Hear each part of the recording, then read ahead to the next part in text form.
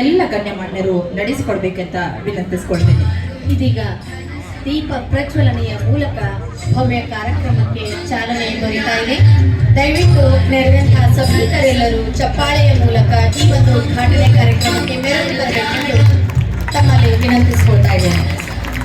ಚೆಲ್ಲುತ್ತಿರಲಿ ಬೆಳಕು ಹೊಸನಾಗಲಿ ಬದುಕು, ಬೆಳಗುತ್ತಿರಲಿ ಅಂತರಂಗ ಬಹಿರಂಗ, ಮೊಳಗುತ್ತಿರಲಿ ಸನ್ಮಂಗಲ ಭಾವತರಂಗ, ಬದುಕಿನ ಅಭಿವೃದ್ಧಿಗೆ ದಾರಿ ಈ ದೀಪ, ಸಾಧನೆಗೆ ಆಶಾ ದೀಪ, ನಗು ನಲಿನಿಗೆ ಸ್ಫೂರ್ತಿ ಈ ದೀಪ, ಕಷ್ಟ ಕತ್ತಲೆ ಕಳೆದು ಸಮೃದ್ಧಿಯ ಬೆಳಕು ಹರಿಸಿ ಬೆಳಕು ತರುವ ಈ ನಂದ ದೀಪ. ಹಾಗೆ ಸತತ ಪರಿಶ್ರಮ. ಮುಖ್ಯ ಅತಿಥಿಗಳಾಗಿ ಬಂದಿರುವಂತಹ ಶ್ರೀಮತಿ ಎಂಪಿ ಓಂಕಾರೇಶ್ವರಿ ಮೇಡಮ್ ಇವರಿಂದ ಆದರದ ಅಭಿನಂದನಾ ಪೂರ್ವಕ ಸ್ವಾಗತ ಹಾಗೂ ಸತ್ಕಾರ.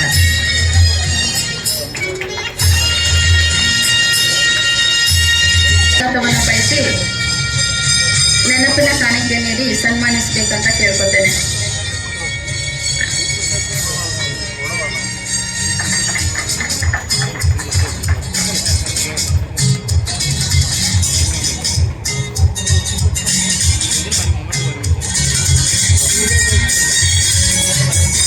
ಈ ಕಾರ್ಯಕ್ರಮದ ಅಧ್ಯಕ್ಷ ಸನ್ಮಾನಿಸಬೇಕು ಅಂತ ಕೇಳ್ಕೊತಾ ಇದ್ದೇನೆ.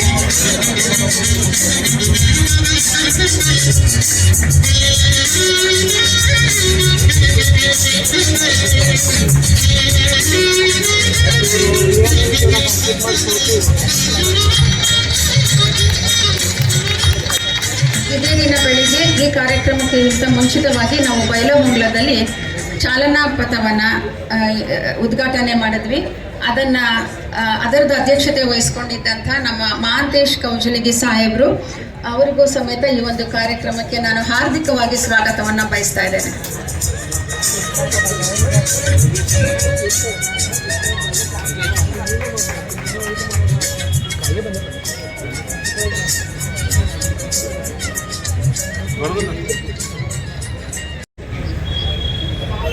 ರಾಮಲಿಂಗ ರೆಡ್ಡಿ ಅವರೇ, ಮಹಿಳಾ ಮತ್ತು ಮಕ್ಕಳ ಕಲ್ಯಾಣ ಸಚಿವೆಯಾದ ಶ್ರೀಮತಿ ಲಕ್ಷ್ಮೀ ಹೆಬ್ಬಾಳ್ಕರ್ ಅವರೇ,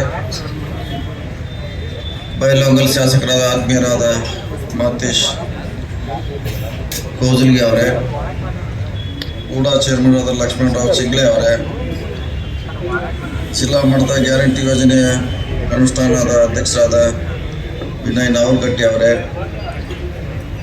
ಸಾರಿಗೆ ಸುರಕ್ಷತಾ ಅಧಿಕಾರಿಯಾದ ಯೋಗೇಶ್ ಅವರೇ, ಪೊಲೀಸ್ ಆಯುಕ್ತರಾದ ಮೌರ್ಷಿ ಅವರೇ, ಶ್ರೀಮತಿ ಪ್ರಿಯಾಗ್ ಅವರೇ, ಜಿಲ್ಲಾ ಪಂಚಾಯತ್ ಸಚಿವರಾದ ರಾಹುಲ್ ಸಿಂಧೆ ಅವರೇ, ಹಾಲಸ್ವಾಮಿ ಅವರೇ, ಶ್ರೀಮತಿ ಓಂಕಾರೇಶ್ವರ ನಾಗೇಶ್ ಅವರೇ, ಅವರೆಲ್ಲ ಸಿಬ್ಬಂದಿ ಅವರೇ, ವೇದಿಕೆ ಮೇಲಿದ್ದ ಎಲ್ಲ ಗಣ್ಯಮಾನ್ಯರೇ, ಈ ಸಮಾರಂಭದಲ್ಲಿ ಭಾಗವಹಿಸಿದ ಎಲ್ಲ ಆತ್ಮೀಯ ಬಂಧುಗಳೇ, ಮಾಧ್ಯಮದ ಮಿತ್ರರೇ, ಬಹು ದಿನಗಳ ಬೇಡಿಕೆ ಅದು ಈಗ ನಡೆಸಾಗಿದೆ. ಸುಮಾರು ಭಾಳ ಹಳೆ ಕಟ್ಟಡ ಅದು ನಮ್ಮ ಸರ್ಕಾರ ಬಂದ ಮೇಲೆ ಹೊಸದಾಗಿ ನಿರ್ಮಾಣಗೊಂಡಿದೆ. ಹೊಸ ನಕ್ಷೆಯೊಂದಿಗೆ ಸಿಬ್ಬಂದಿಗೆ ಅನುಕೂಲವಾಗುವ ರೀತಿಯಲ್ಲಿ ಹೊಸ ಮಾದರಿಯಲ್ಲಿ ಇವತ್ತು ಕಟ್ಟಡ ಸಚಿವರ ಹಸ್ತದಿಂದ ಉದ್ಘಾಟನೆ ಆಗಿದೆ.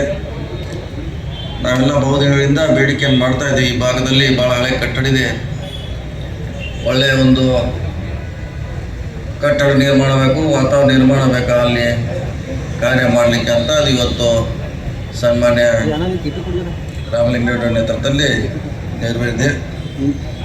ಈ ಸಾರಿಗೆ ಇಲಾಖೆ ಆದಾಯ ತಂದು ಕೊಡುವಂಥ ಒಂದು ಇಲಾಖೆ. ಸಾರಿಗೆ ಇರ್ಬೋದು, ನಮ್ಮ ಎಕ್ಸೈಸ್ ಇರ್ಬೋದು, ಕಮರ್ಷಿಯಲ್ ಟ್ಯಾಕ್ಸ್ ಇರ್ಬೋದು, ಸ್ಟ್ಯಾಂಪ್ ಆ್ಯಂಡ್ ರಿಜಿಸ್ಟ್ರೇಷನಲ್ಲಿ ಇದು ಒಂದು ನಮ್ಮ ಸರ್ಕಾರಕ್ಕೆ ಆದಾಯ ಕೊಡುವಂಥ ಬಹುಮುಖ್ಯವಾದಂಥ ಒಂದು ಇಲಾಖೆ. ನಮ್ಮ ಸರ್ಕಾರ ಬಂದ ಮೇಲೆ ಎಲ್ಲರೂ ಬೆಳಗಾವಿ ಜಿಲ್ಲೆ ಪರವಾಗಿ ಇವತ್ತು ಮಾಡಲಿಕ್ಕೆ ತಮಗೆ ವಿನಂತಿಯನ್ನು ಮಾಡ್ತಾ ಇದ್ದೇನೆ. ಜೊತೆಗೆ ಇನ್ನು ಭಾಳಷ್ಟು ಸುಧಾರಣೆ ಕ್ರಮ ಕೈಗೊಳ್ಳೋದು ಭಾಳ ಅವಶ್ಯಕತೆ ಇದೆ. ಈಗಾಗಲೇ ಬಹುಶಃ 15 ವರ್ಷಗಳ ಗಾಡಿಯನ್ನು ನಾವು ಅದನ್ನು ನಿರ್ಬಂಧಿಸಬೇಕಂತ ಬಹುಶಃ ಕಾನೂನು ಬಂದಿದೆ, ಬಹುಶಃ ಇದೆ ಅದು. ಸೊ ಅದನ್ನು ಕೂಡ ಇನ್ನೂ ಭಾಳಷ್ಟು ಜನ ಅದು ಅವಧಿ ಮುಗಿದ್ರು ಕೂಡ ಇನ್ನೂ ಭಾಳಷ್ಟು ಜನ ಓಡಿಸ್ತಾರೆ.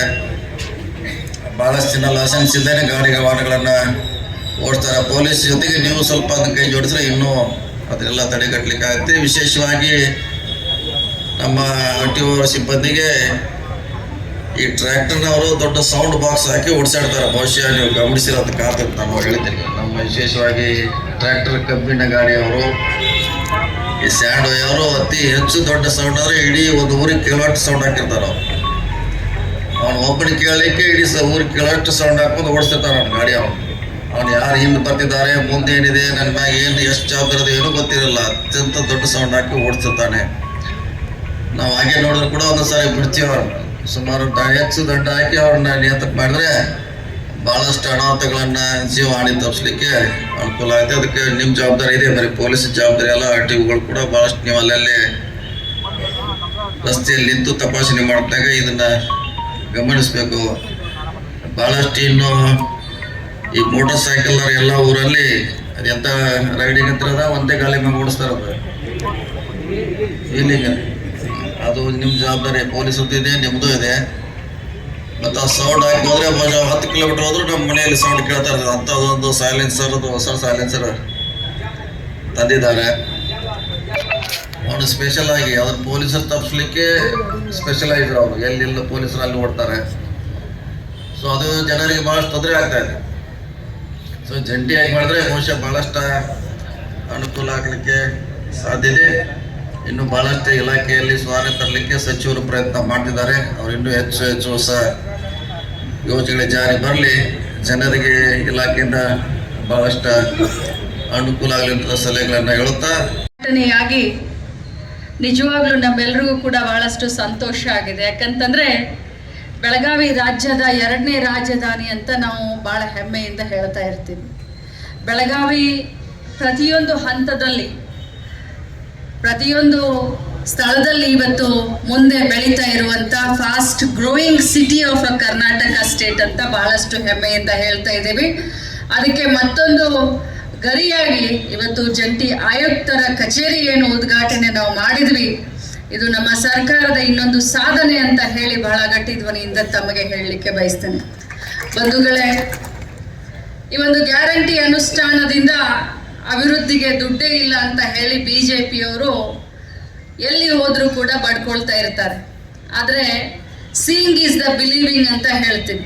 ನಮ್ಮ ಸರ್ಕಾರ ಬಂದ ಮೇಲೆ ರಾಮಲಿಂಗಾರೆಡ್ಡಿ ಅವರ ಸಾರಥ್ಯದಲ್ಲಿ ಸಾರಿಗೆ ಇಲಾಖೆ ಅದು ಶಕ್ತಿ ಯೋಜನೆ ಜೊತೆಗೆ ಮಹಿಳೆಯರಿಗೆ ಆರ್ಥಿಕ ಸಬಲೀಕರಣ ಮಾಡಬೇಕು ಅನ್ನುವಂಥ ಈ ಒಂದು ಮಹತ್ವಾಕಾಂಕ್ಷ ಶಕ್ತಿ ಯೋಜನೆಯ ಜೊತೆಯಲ್ಲಿ ಇವತ್ತು ಜಂಟಿ ಆಯುಕ್ತರ ಕಚೇರಿ ಸುಮಾರು 10 ಕೋಟಿ ರೂಪಾಯಿಗಳ ಬೈಲಹೊಂಗಲದಲ್ಲಾಗಿರಬಹುದು ಅಥವಾ ಬೆಳಗಾವಿಯಲ್ಲಾಗಿರಬಹುದು, ಇದು ಅಭಿವೃದ್ಧಿಗೆ ಹಿಡಿದಂತ ಒಂದು ಕನ್ನಡಿ ಅಂತ ನಾನು ಬಹಳ ಸ್ವಾಭಿಮಾನದಿಂದ ಹೇಳಲಿಕ್ಕೆ ಬಯಸ್ತೇನೆ.